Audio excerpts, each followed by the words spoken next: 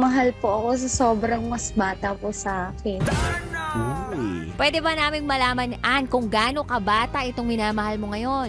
Parang anak ko na nga eh. Kasi magti-21 po siya ngayong August din. Paano kayo nagka-developan nitong guy na ito? Kasama po kasi siya sa bakery. Tapos parang sales lady po ako. Tapos siya po yung tagaluto. Minasa ka din. Ay, ganun po. So masasabi mo ba na ang mga bata o ang bata mas okay pagdating sa ganyan o mas okay pa din yung mas matatanda? Okay din po yung bata. Pero ang current na jowa ko po kasi talaga is ahead naman sa akin ng 15 years. 15 years. Yes, Malayo po. Malayo. Okay, wait lang ha. Yeah. Partner, go partner.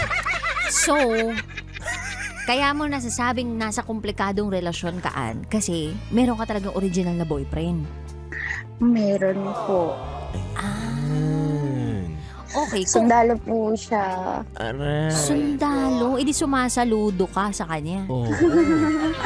Siya po yung sumasaludo sa akin. Ay, yun. Gano'n nakatagal yung relasyon ninyo nitong sundalong to? 16 years po. 16 Magsi-16 years na po.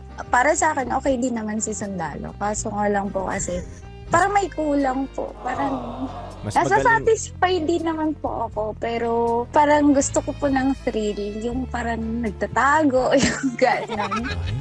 Kumbaga, yung sundalo mo, kayang magpaputok.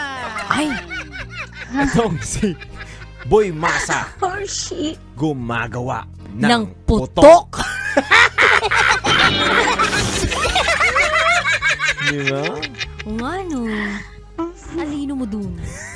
Pero kanino yung mas gusto mo na putok? Kay Sundalo pa rin naman po. Sandalo pa rin na putok ng gusto. Parang nagiging, po ako, nagger sa mas bata. So, paano naging nanay ka na niya? Ganon. Yes po. Nanay niya ako, tapos pinapasuso ko siya. Ganun.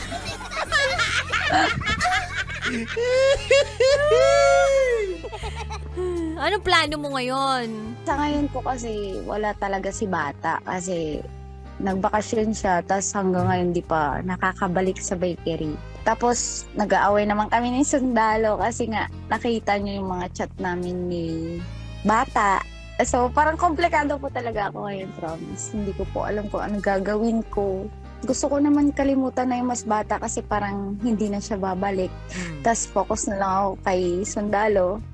Pero parang ang hirap pa rin po mag-focus kasi siya pa rin yung nasa isip ko, yung mas bata ko. Sarap manood ng radyo, no? Ginawa mo na talagang bisyo ang panonood sa amin, no? Umabot ka na rito eh. Huy!